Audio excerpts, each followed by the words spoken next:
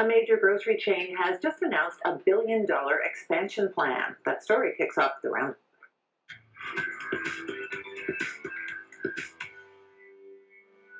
Loblaw says it's going to build about 50 new stores and renovate 150 more, including grocery and Shoppers Drug Mart outlets.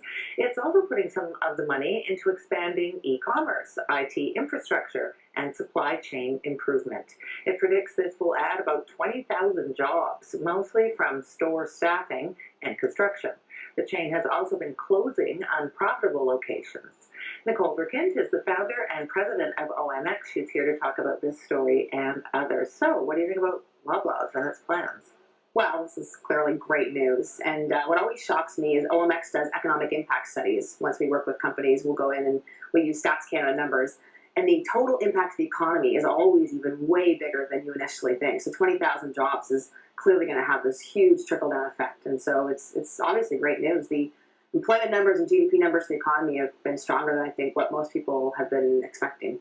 It's interesting, though. I mean, you've probably heard this definition of capitalism as creative destruction, right? Like, you're always ruining one industry to bring up the new one.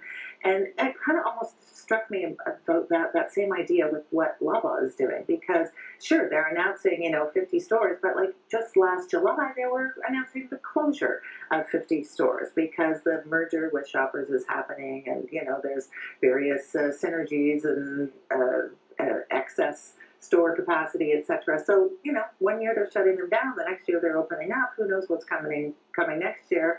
In the meantime, lots of jobs. So for sure, it's good, but very, very intense competition in that field right now. I mean, groceries, the Sobeys, Metro, and even with Target gone, it's still really, really tough competition. Absolutely, but you're right, and that was shocking, that acquisition with Shoppers. That was such a big deal. It was really amazing. So. Absolutely. Okay, so let's talk about this other interesting development with a Canadian business. Good news for beleaguered Bombardier today.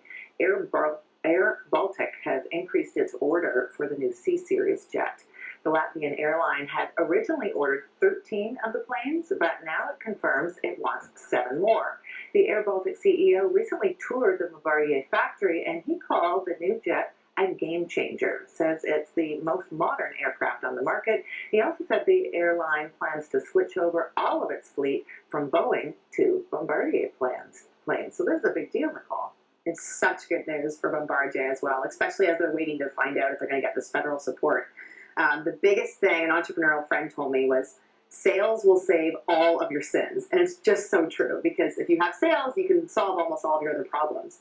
So I think this is amazing news for Bombardier. I mean, 250 aircraft, there were 50 short now, there are 300, they need to be profitable.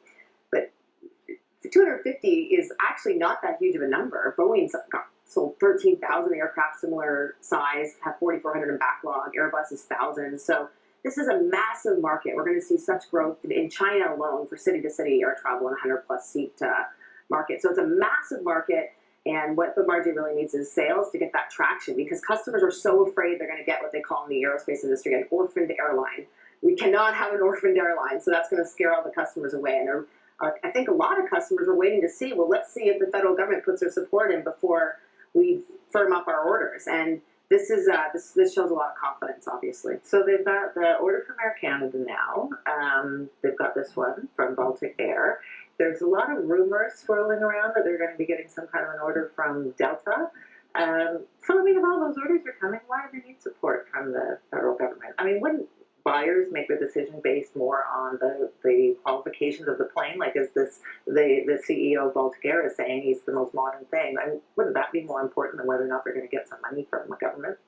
I'm not 100% sure how the numbers are looking exactly, but I think it's a cash flow issue. I think that's why they're needing federal government support, because the customers are going to be paying later. All right, so let's talk about this medical story here. A Toronto medical startup is marking a major milestone today. It's now linking more than 1 million healthcare professionals around the world.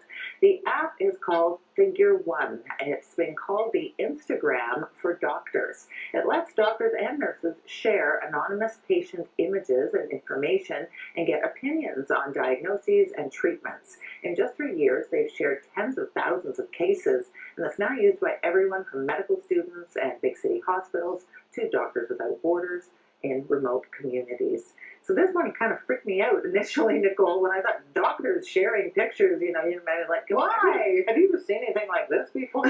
What is this? And sort of disturbed me. But yeah, it's all anonymous, of course, and anyone who's using the app has been verified as a doctor. What do you think? The app itself is amazing. This is a great story. Obviously, they can accomplish huge amounts in 3 years. Look what a startup can do, right? They haven't monetized yet, but that's actually not my concern because looks like their app looks so much like Instagram, and they'll have a similar strategy that an Instagram or Facebook has. They've clearly got the first mover advantage. They've reached scale or getting to scale with 1 million users. I think it's a fantastic idea.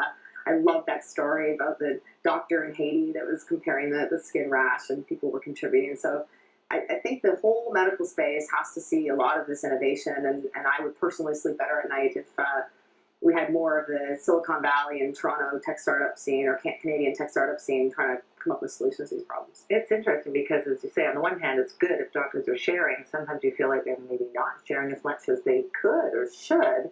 But then another way, your story about going on there and using it is a bit alarming. And the other thing is when you put your picture out there, it doesn't necessarily guarantee you're hearing from the best doctor. Exactly. You're hearing from the most tech-savvy doctor, perhaps. So we'll be watching that one, I think. So another story for you, Nicole. Google is planning to provide 1 million people in Africa with free digital skills training in the next year. The tech giant is working in partnership with an African nonprofit to develop the youth training programs. It will provide a new online education portal and courses for both young people and professionals. It's hoped the new skills training will help lower the continent's high youth unemployment rate while expanding small business growth. Google says Africa will have 500 million internet users by 2020. Good idea, Nicole? Yeah, absolutely. And all the big tech startups are doing this. We talked about internet.org on another Roundup, and it was a similar concept where Facebook was giving free internet to users around the world. Because what happens when you get internet bandwidth? Then you have to learn your digital skills. As soon as you learn your digital skills, what are the first couple websites you're going to be using, right? It's Google and the Google-like products, Gmail, Google Maps.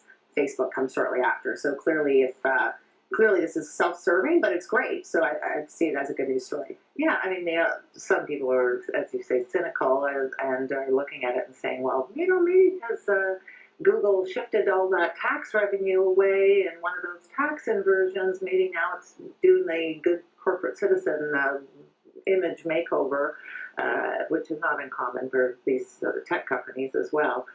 But for sure, lots of internet users in Africa, and of course, huge IT hubs there as well. Africa is quite developed, actually, in terms of internet technology. Silicon Savannah was a term I used today. I haven't heard that. No, it's a good one. All right, well, thanks for being here, Nicole. Thanks, Dan.